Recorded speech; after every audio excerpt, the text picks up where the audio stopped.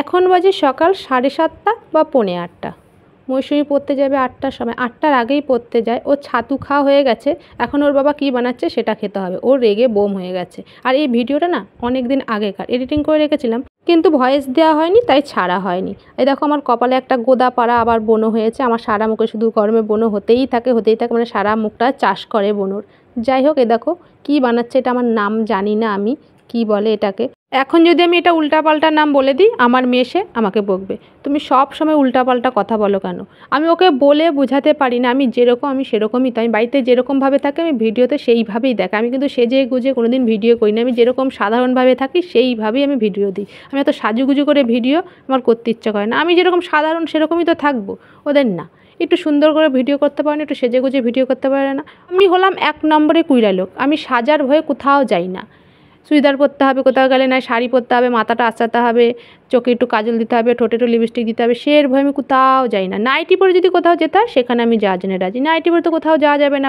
আর আমার যাওয়ার জায়গা হলো শুধু আমার বাড়ির সামনের রাস্তাটা, ওখানে নাইটি পরে যাওয়া যায়, সেটাই আমার জন্য ঠিকঠাক জায়গা।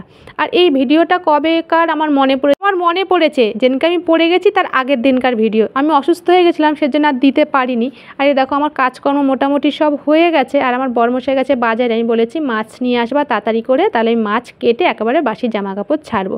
কিন্তু বাজার থেকে এমন মাছ এনেছে সেটা আমি কাটতেই পারবো না। আর মাছগুলোর নামও আমি সঠিক জানি না, আমার শাশুড়ি মা বলেছে তারপর আমি জেনেছি। শুধু একটা মাছের নামই আমি জানি, পাবদা মাছ, যেটা আমি খেতে ভালোবাসি।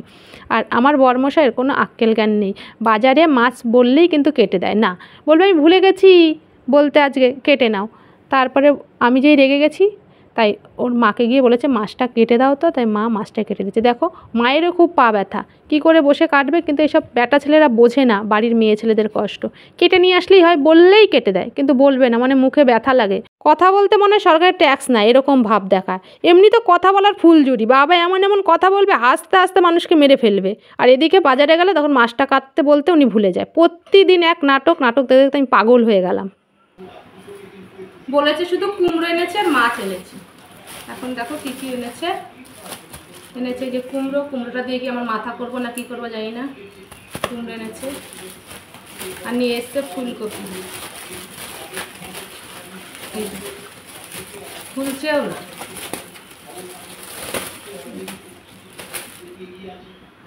নিয়ে এসছে ফুলকপি দিয়ে কী করবো তাও জানি না।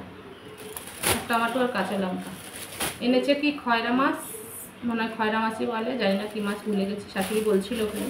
আর পাবদা মাছ খেতে আমি ভালোবাসি। ফুলকপি দিয়ে কি পাবদা মাছ খাওয়া যায় তাও জানি না, বলতে পারবো না খাওয়া যায় নাকি। শীতকালে ফুলকপি খায় না, গরমকালে এখন বেশি টাকা না, এখন ভাল লাগবে খেতে ফুলকপি। শীতকালে কম দাম, তখন খেতে চাইবে না ফুলকপি, তখন খেলে বলবে গ্যাস হয়, খাবো না। কি আর যেই কথাটা প্রতিদিন বলি সেটা তো বলাই হলো না। শুভ সকাল বন্ধুরা, ভোলেনাথের আশীর্বাদে তোমরা খুব ভালো থেকো, সুস্থ থেকো। আর এই ফুলকপিটা দিয়ে কী করবো জানি না, ফুলকপিটা ফ্রিজে রেখে দেবো। ভাত বসিয়ে দিয়েছি, এটা কালকে একটু তরকারি আছে ঝিঙে আলু, দেখি খায় নাকি, খেলে খাবে না ফেলে দিয়ে আসতে হবে। বললো ওখান থেকে খয়রা মাছ দিয়ে আলু দিয়ে পেঁয়াজ দিয়ে করতে, আর পাবদা মাছটা করবো। চলো করে নিই। সরকারি চাকরি 2 টাকা পেলেও সরকার।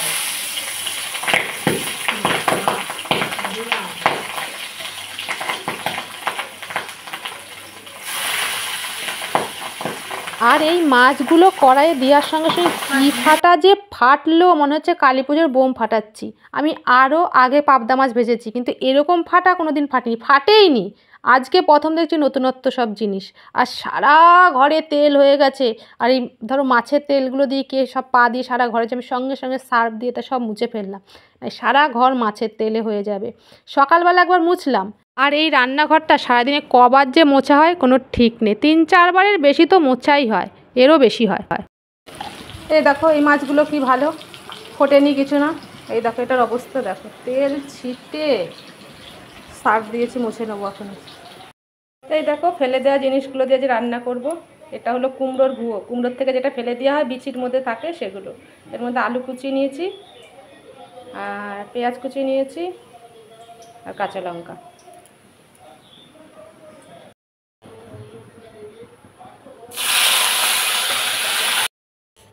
গরম দেখো বাবা, ফাটাফাটি গরম। এখন তুলতে এসেছি ধনেপাতা, বিলাতি ধনেপাতা। চলো দেখাই বিলাতি ধনেপাতা, যারা চেনো না তার গাছ। এগুলো বীজ হয়েছে, এই দেখো সব বীজ হয়ে পড়ে গেছে, এগুলো আবার গাছ হবে। আর খুব কাটাই গাছে বাবা, এই দেখো পাতাগুলো কেরম দেখেছো, লম্বা লম্বা।